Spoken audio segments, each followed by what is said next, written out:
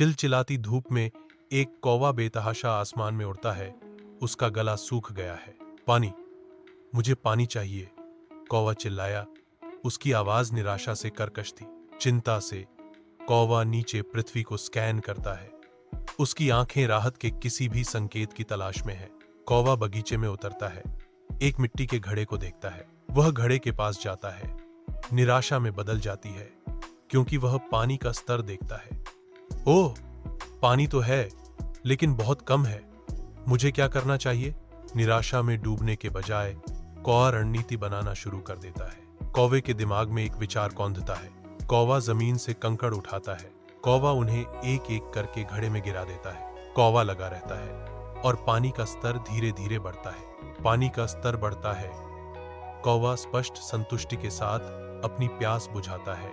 हाँ, कड़ी मेहनत और बुद्धिमत्ता किसी भी समस्या का समाधान कर सकती है, यह घोषणा करता है। खुशी से आकाश में उड़ता हुआ एक कौवा आकाश में उड़ता है, दूर और दूर बहता जाता है।